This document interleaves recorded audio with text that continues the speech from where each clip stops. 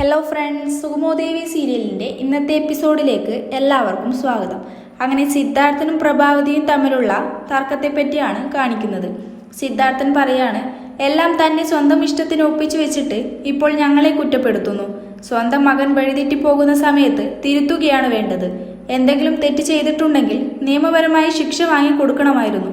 അതിനു പകരം അവന്റെ എല്ലാ തോന്നിവാസ്യങ്ങൾക്കും കൂട്ടുനിന്നിട്ട് ഇപ്പോൾ ആ ഫയൽ ഒപ്പിട്ട് കൊടുത്തതിന്റെ പേരിൽ പാർട്ടിയിൽ പോലും ഞങ്ങൾക്കെതിരെ വിമർശനമാണ്. അതുകൊണ്ടാണ് CM-നെ കാണാൻ പറ്റാതെ വന്നിരുന്നത്.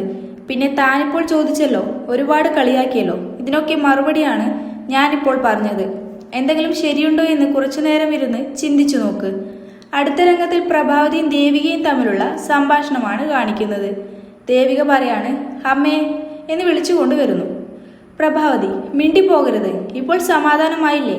എല്ലാത്തിനും ഉത്തരവാദി ഞാനാണ് എൻ്റെ മകനെ കൊലക്ക് കൊടുത്തത് എന്നാണ് ഇപ്പോൾ സിദ്ധു പറഞ്ഞിട്ട് പോയതും.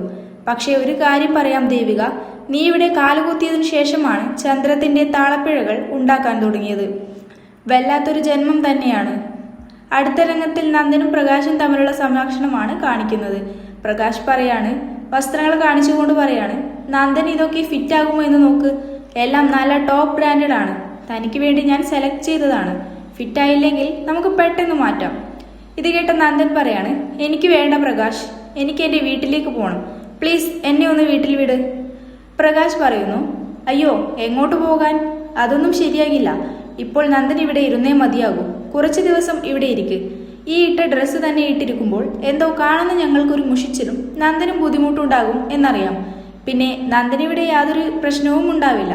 അതുകൊണ്ട് ഇവിടെ ഇരിക്കെ. ഇനി ചോര ദാഹിക്കുന്ന നിന്റെ ശത്രുക്കളുടെ എഴുതിയിലേക്ക് നിന്നെ ഞാൻ വിട്ടുകൊടുക്കാൻ പോകുന്നില്ല. ഞാൻ ചെയ്തത് നല്ല കാര്യമാണെന്ന് നന്ദൻ അറിയാമെന്ന് ഞാൻ വിശ്വസിക്കുന്നു. ഇത് കേട്ട നന്ദൻ പറയാണ്, ഇല്ല ഒരിക്കലും ഇല്ല. എനിക്ക് എൻ്റെ കുടുംബത്തിനെ കാണണം. അവർ എന്നെ കാണാതെ ടെൻഷൻ അടിച്ചിരിക്കുന്നുണ്ടാവും. എനിക്കിതൊന്നും വേണ്ട. പ്രകാശ് പറയാണ്, കുറച്ച് ദിവസം ഇവിടെ കഴിയേണ്ടതാണ്. നന്ദൻ പറയാണ്, എന്ത് കുറച്ച് ദിവസമോ? പ്രകാശ്, അല്ല, കുറച്ച് മാസങ്ങൾ, ഒരു 2-3 മാസം. നന്ദൻ, പ്രകാശ് എന്താ ഈ പറയുന്നത്? 2-3 മാസമോ? ഇത് കേട്ട് പ്രകാശ് പറയാണ്, അതെ, നന്ദൻ ഇവിടെ ഒരു കുറവും വരുത്തില്ലെന്നേ. എല്ലാത്തിനും പിടിക്കാനൊക്കെ ഇവരുണ്ടല്ലോ, നന്ദനെ നോക്കാനും. തുടർന്ന് ഓടി രക്ഷപ്പെടാൻ ശ്രമിച്ച നന്ദനെ കുണ്ടകൾ തല്ലുമ്പോൾ പ്രകാശ് ഇടപെടുന്നു. പ്രകാശ് പറയാണ്, ഹേയ് എന്താ ചെയ്യുന്നത് എന്ന് പറഞ്ഞ് ഗുണ്ടയെ അടിക്കുന്നു. നന്ദൻ ഒരു കളി കളിച്ചതല്ലേ, അതിൽ എന്തെത്ര തെറ്റ്? നന്ദൻ എവിടേക്കും പോകുന്നില്ല. ഇത് കേട്ട നന്ദൻ പറയാണ്, പ്രകാശ് പ്ലീസ്, എനിക്ക് എൻ്റെ വീട്ടുകാരെ കാണണം. ഒരു 2 ദിവസം ഞാൻ അവരോട് പോയിട്ടിരുന്നിട്ട് പിന്നീട് തിരിച്ചു വന്നോളാം. കാര്യങ്ങളൊക്കെ പറഞ്ഞു നീ നല്ലവനാണെന്ന് ഞാൻ അവരോട് പറഞ്ഞോളാം. ഇത് കേട്ട് പ്രകാശ് പറയാണ്, അതിൻ്റെ ഒന്നും ആവശ്യമില്ല. നന്ദൻ ഇവിടെ സമാധാനത്തോടെ ഇരിക്കെ. പിന്നെ ഇനി കുറുമ്പി കാണിക്കരുത് കേട്ടോ. കുണ്ടകളോട് നന്നായി നോക്കണമെന്ന് പറഞ്ഞ് പ്രകാശ് പോകുന്നു. അടുത്ത രംഗത്തിൽ ഇസബെല്ലയും കെവിനും തമ്മിലുള്ള സംഭാഷണമാണ് കാണിക്കുന്നത്. ഇസബെല്ല പറയാണ്, പാപ്പൻ പറഞ്ഞതുപോലെ തന്നെ നമ്മൾ വലിയൊരു കൊടുങ്കാറ്റിന്റെ നടുക്കിൽ പെട്ടിരിക്കുകയാണ്. ഉരുണ്ടുകൂടുന്നതിന് മുമ്പായിട്ട് രക്ഷപ്പെട്ടേ മതിയാകും. എനിക്ക് തോന്നുന്നത് ഇതിനൊക്കെ പുറകിൽ ആ അരുന്ധതി മേഡം തന്നെയാണെന്നാണ്. നന്ദനെയും ഋഷിയെയും മാറ്റി നിർത്തിയിരിക്കുകയാണ്.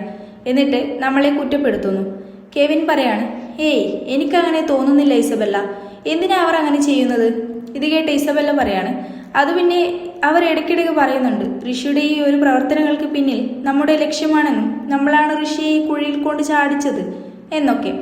അപ്പോൾ അതിന്റെ പക തീർക്കാനായിട്ടും നമ്മളെ ഒറ്റയ്ക്ക് കേസിൽ കൊടുക്കാനായിട്ടുള്ള അവരുടെ തന്ത്രങ്ങളാണെങ്കിലോ ഇത് കേട്ട് കെവിൻ പറയാണ്, എനിക്ക് അങ്ങനെയല്ല തോന്നുന്നത്. ഇതിനു പുറകിൽ നമ്മൾ ആരും ചിന്തിക്കാത്ത മറ്റാരോ ഉണ്ട്. അത് നമ്മൾ ആദ്യം കണ്ടെത്തണം. ഇസബെല്ല പറയാണ്, ഋഷി എവിടെയാണെന്നുള്ള സൂചനയെങ്കിലും കിട്ടേണ്ടടോ, അല്ലാണ്ട് നമ്മൾ ഇപ്പോൾ എന്തു ചെയ്യും? കെവിൻ പറയാണ്, ഇപ്പോൾ ഇതിലൊന്നും എടുത്തു ചാടണ്ടായിരുന്നു എന്നാണ് എനിക്ക് തോന്നുന്നത്. ഇസബെല്ല, നീ എന്താ ഉദ്ദേശിച്ചത്? കെവിൻ, അല്ല, ഇതൊന്നും വേണ്ടായിരുന്നു. എല്ലാം കൂടി തലക്ക് ഭ്രാന്ത് പിടിക്കുന്നുണ്ട്. ഇസബെല്ല, ആണോ? എങ്കിൽ പിന്നെ നീ ഒഴിവാക്കിയിട്ട് പോയിക്കോ. നിനക്ക് ഭ്രാന്ത് പിടിക്കുന്നുണ്ടെങ്കിൽ നീ പാതി വഴിയിലെല്ലാം ഉപേക്ഷിച്ച് പോയിക്കോ. കെവിൻ, ഇസബെല്ല, നീ ചൂടാവാൻ വേണ്ടി പറഞ്ഞതല്ല. ദേ നോക്ക്, ഈ നിമിഷം മുതൽ നിന്റെ കൂടെ എല്ലാത്തിനും ഞാനുണ്ടാകും എന്ന് പറഞ്ഞുകൊണ്ട് അടുത്ത രംഗത്തിൽ ഭാർഗവിയും ദേവികയും തമ്മിലുള്ള വാക്കേറ്റത്തെയാണ് കാണിക്കുന്നത്.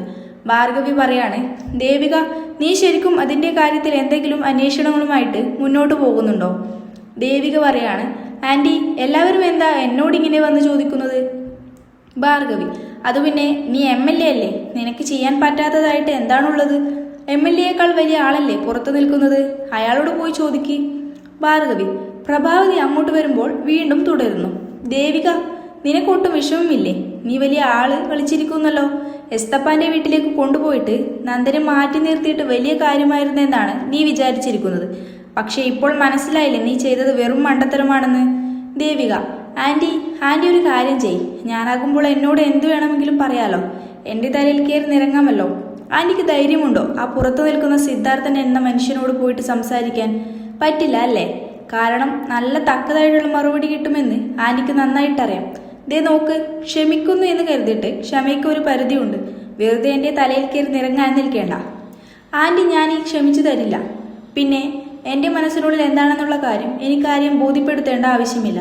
തെളിവ് സഹിതം ബോധ്യപ്പെടുത്താനും പോകുന്നില്ല. അതുകൊണ്ട് ആന്റിയുടെ വഴിക്ക് പോകുന്നതായിരിക്കും നല്ലത്. പ്രഭാവതി പറയാണ്.